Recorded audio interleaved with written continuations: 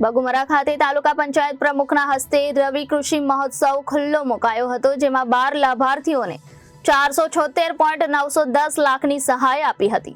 રાજ્યના ખેડૂતોને રવિ સિઝનમાં રવિ પાકો વિષયે આધુનિક કૃષિ તાંત્રિકતા અંગે માર્ગદર્શન તેમજ ખેડૂતલક્ષી વિવિધ યોજનાઓ અંગે માહિતગાર થાય તેવા હેતુ સાથે આજે શુક્રવારે સવારે 10 વાગ્યાના સુમારે સમગ્ર રાજ્યમાં તારીખ 6 અને 7 ડિસેમ્બર દરમિયાન સવારે 10 થી સાંજના 5 વાગ્યા સુધી 2 દિવસીય રવિ કૃષિ મહોત્સવ 2024 તમામ તાલુકાઓમાં ઉજવાઈ રહ્યો છે, જેના ભાગરૂપે પલસાણા તાલુકાના બગુમરામાં માં રેવા સાંસ્કૃતિક ભવન ખાતે તાલુકા પંચાયતના પ્રમુખ યોગેશભાઈ પટેલની અધ્યક્ષતામાં યોજાયો હતો।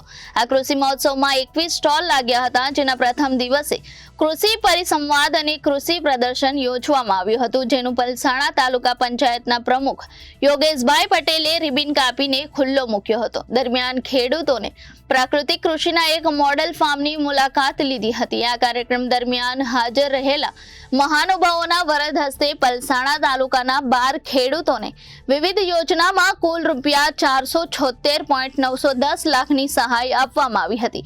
આ કાર્યક્રમમાં જિલ્લા પંચાયત, તાલુકા પંચાયત, ગામ પંચાયતના હોદ્દેદારો, મામલતદાર અને તાલુકા વિકાસ અધિકારી સહિતના અનેક મહાનુભાવો ઉપસ્થિત રહ્યા હતા।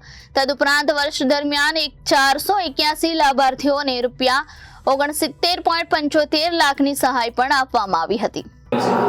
આજ રોજ બગુમરા ખાતે રવિ પાક કૃષિ મહોત્સવ 2024ની ઉજવણી રૂપે અહીંયા પધારેલ મામલતદારશ્રીઓ, ટીડીઓ સાહેબ અને અનેક અધિકારીગણ, ન્યાય સાહેબ બધા આવેલા છે અહીંયા, અને બગુમરાના આજુબાજુના પલસાણા તાલુકાના ટોટલ ખેડૂતો અને તેમના સહાય રૂપે જે લાભાર્થી છે તે લોકોને બી અહીંયા લાભ આપવામાં આવેલો છે। અને કૃષિ પ્રાકૃતિક ખેતી માટે જે યોજનાઓ છે જેને અહીંયા બોલાવવામાં તે લોકોએ અહીંયા વિસ્તૃતથી જાણકારી આપી છે। એમાં નવસારી યુનિવર્સિટીવાળા આવેલા છે, ન્યાયમિક શ્રી સુરતથી આવેલા છે બધા, અને વિવિધ યોજનાઓના સ્ટોલ લાગેલા છે। વિવિધ પાકોના માટે કૃષિ જરૂરિયાત છે કૃષિ માટે, તેના માટે પૂરેપૂરી જાણકારી આપેલ છે। રિપોર્ટર કૃષ્ણા સોની, જનાદેશ ન્યૂઝ, કામરેજ।